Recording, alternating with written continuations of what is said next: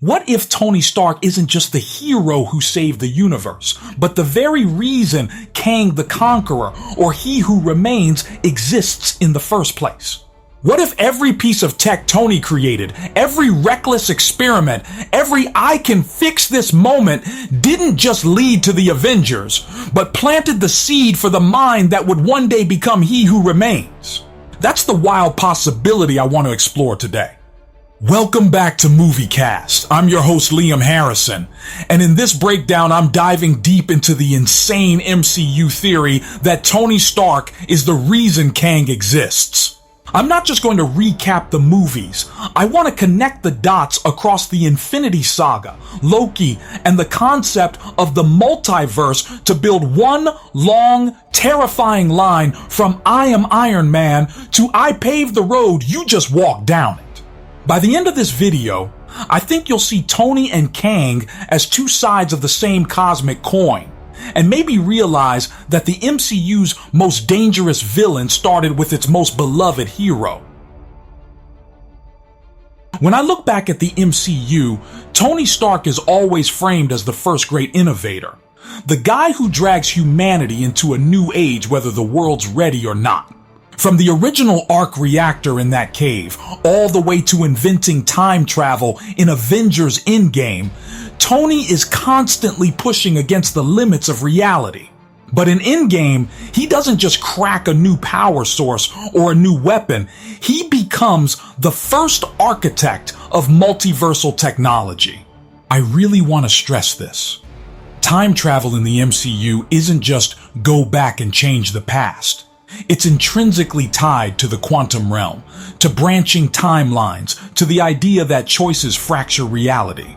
Tony takes that chaotic concept and builds something that can navigate it on command. He designs a system that combines time, space, and artificial intelligence into a single framework. That's no longer just superhero tech. That's the blueprint for godhood. Think about how specific Tony's achievement is. He doesn't stumble into time travel by accident, he solves it like a math problem.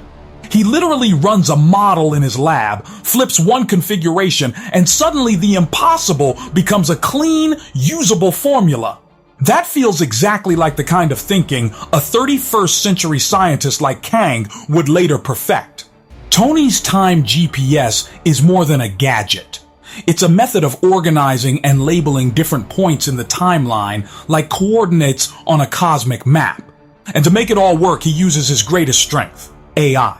Friday runs simulations, analyzes probabilities, and manages the insanely complex calculations required for quantum time travel. Without even intending to, Tony fuses three core elements together: advanced AI, control over time, and navigation through the quantum realm. When I look at Kang, or more specifically, He Who Remains, those are the same three pillars holding up his empire. He Who Remains doesn't just control time in some mystical way. He understands it like Tony understands engineering. As a system he can design, maintain, and fix when it breaks. The TVA is basically the time GPS taken to its terrifying extreme, a bureaucratic, automated machine for pruning timelines and keeping the sacred timeline on a single path. When I imagine the tech behind the TVA, I can't help but picture the descendants of Stark tech evolved over centuries. Pruning batons, reset charges, timeline monitors. All of these feel like the end result of a philosophy Tony embodied. If something is dangerous, control it. If something is broken, rebuild it. If something is unpredictable, put it inside a system. Kang's entire empire is just that Stark mindset taken to a godlike cosmic scale. The seed is Tony's work in Endgame, and the tree is He Who Remains sitting at the end of time. Now let's take this a step further and talk bloodlines. In the comics, Kang is often presented as a human from the 31st century, sometimes tied to the Richards family. But the MCU doesn't have to follow that exactly, and I think there's a compelling case that He Who Remains could be a direct descendant of Tony Stark instead. Imagine this. After Tony's death, his technology doesn't vanish. His designs for the arc reactor, his nanotech, and especially his time travel breakthroughs are all stored, archived, protected, maybe even worshipped by future generations. Stark Industries, or whatever it evolves into, becomes the foundation of future science. A future Stark, born into this legacy, grows up studying Tony's inventions the same way Tony studied his father's. Only this descendant doesn't just want to protect one world, he wants to protect existence itself. I picture this future Stark as someone who's grown up in a universe still shaking from the after effects of Thanos, the snap, and the blip. History would paint Tony Stark as the man who saved everything, the one who cracked time and sacrificed his life to restore half the universe. That kind of myth doesn't just inspire gratitude, it inspires obsession. A descendant, maybe generations down the line, decides that the best way to honor Tony's legacy is to improve on it. They take his arc reactor designs and scale them into reality-bending power sources.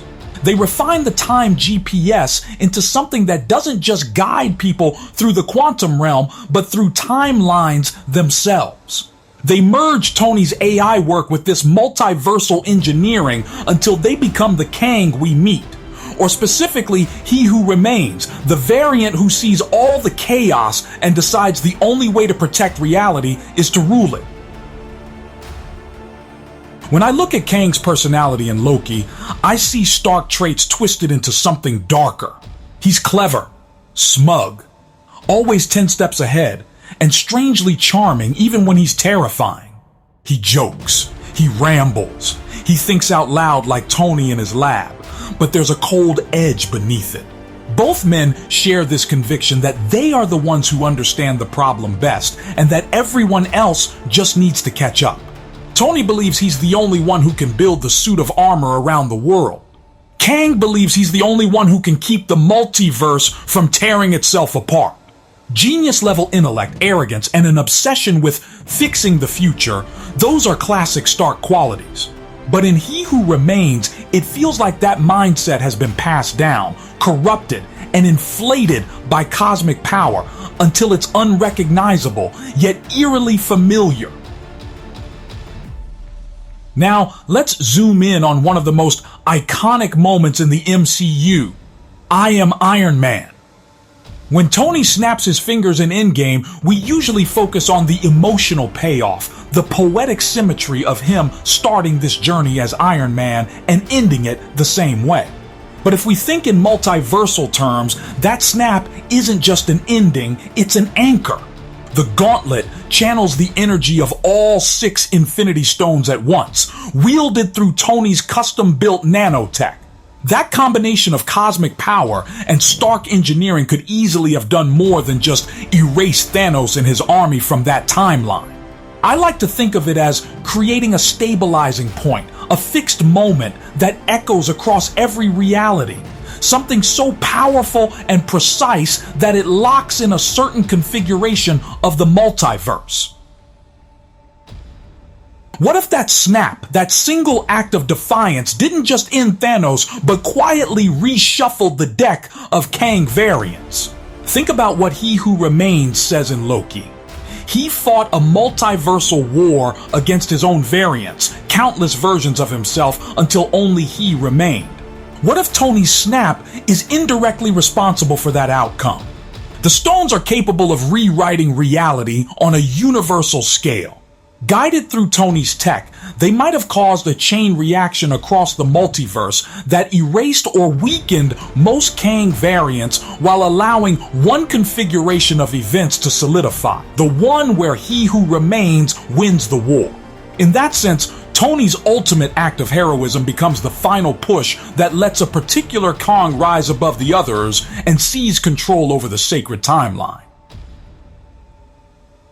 That's where the relationship between Tony and He Who Remains becomes really fascinating to me. If this theory holds, then He Who Remains would have every reason to feel a twisted kind of gratitude toward Tony. Tony's intervention gives him a universe that can be pruned, managed, and caged. At the same time, Tony represents the kind of unpredictable variable that terrifies a control freak like He Who Remains. Tony is proof that one individual armed with enough intellect and willpower can change the fate of the universe with a single choice. So even though Tony dies in his own timeline, his legacy, his tech, his mindset, his "I'll fix it myself" energy hangs over the multiverse like a ghost. He Who Remains might fear that somewhere out there, another Stark-level mind could do what Tony did and shatter his carefully designed system. To really understand Tony as a proto-Kang, I think we have to look at one of his biggest failures, Ultron. Tony creates Ultron as a way to protect the future, to prevent another invasion like New York. It's a pure Kang move in spirit. See a nightmare on the horizon, build a system to stop it before it happens, no matter the cost. Ultron isn't just a villain. He's a mechanical prophecy of what Kang will become. He studies humanity, judges it, decides it's a problem, and tries to replace it with something more efficient. That's exactly how Kang treats the multiverse.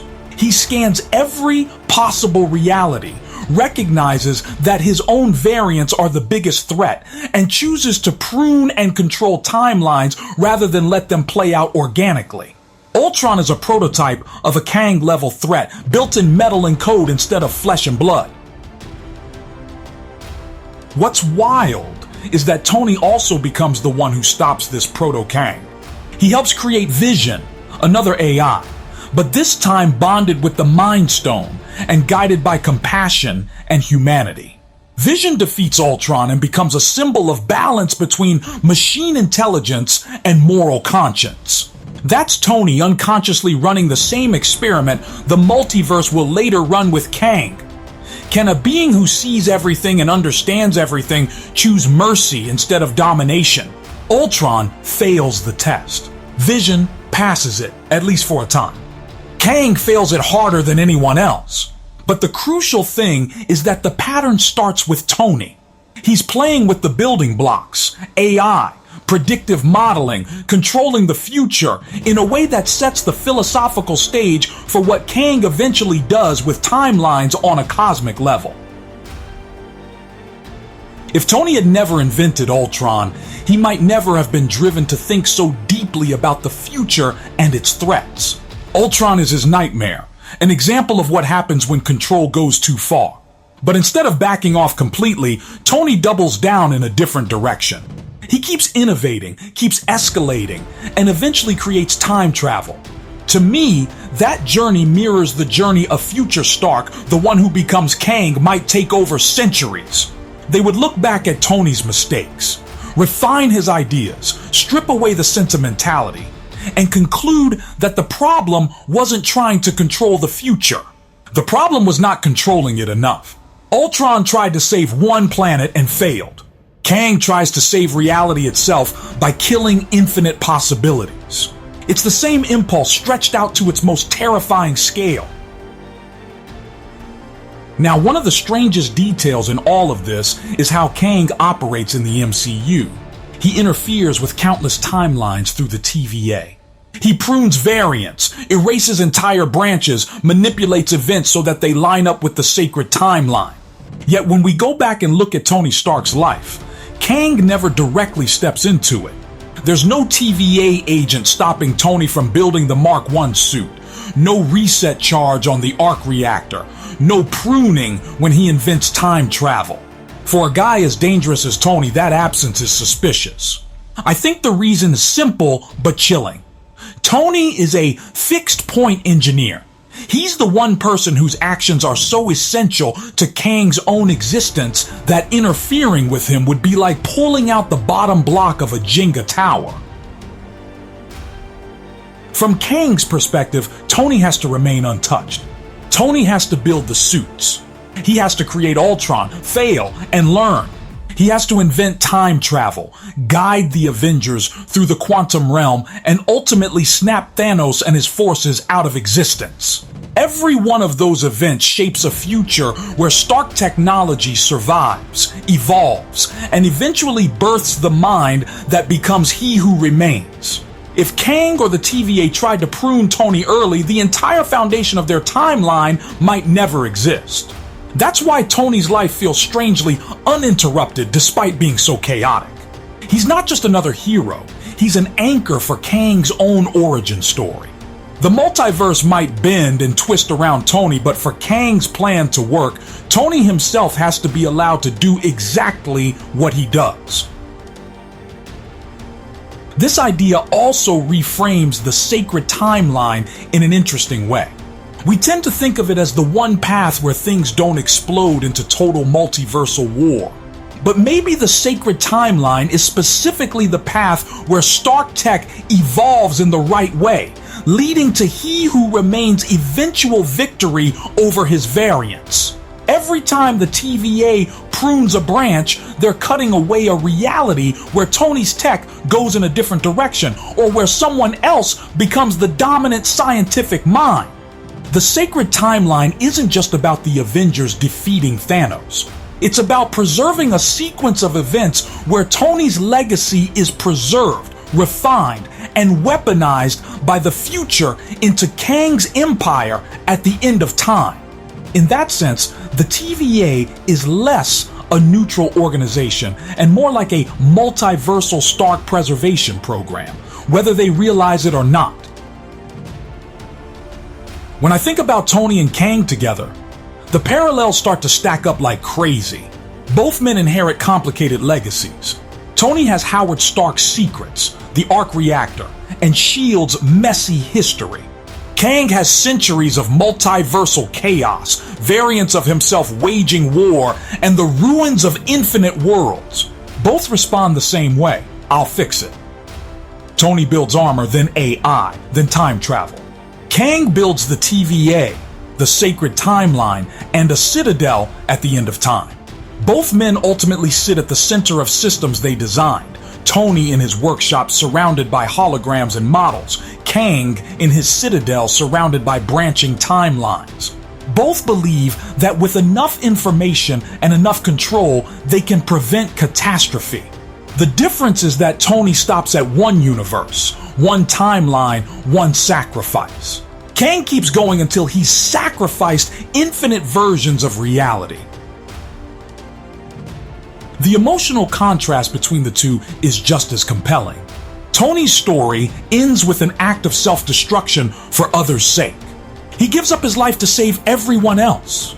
Kang's story, at least as he who remains, is built on sacrificing everyone else's potential to save himself and his preferred outcome. Yet both of them are driven by fear of what happens if they do nothing. Tony is haunted by the vision of a dead Earth, of his friends lying broken. Kang is haunted by the memory of his variants ripping reality apart. They're both traumatized futurists. The difference is in what they're willing to erase to prevent their nightmares. Tony erases himself. Kang erases possibilities, entire people before they're born, all to maintain his carefully curated reality. But when you trace it back, they're responding to the same core question: how much control is enough to feel safe? If we accept this theory, then Tony Stark becoming the seed of Kang's mind turns his entire arc into something even more tragic and poetic.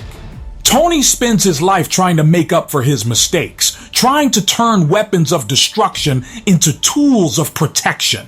His genius reshapes the world over and over again, but it never stops having consequences. He creates Ultron, then fixes it with Vision. He helps split the Avengers, then brings them back together.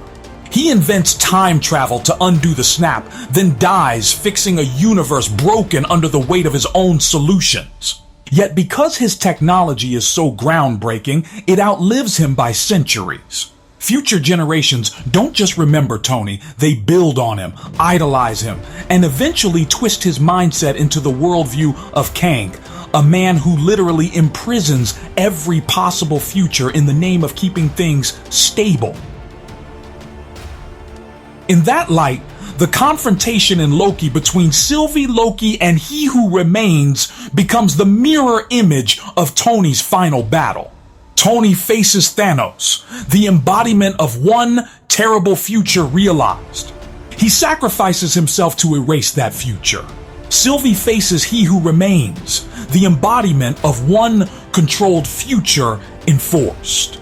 She sacrifices the sacred timeline itself to shatter his control. In both cases, the universe moves from one extreme to another.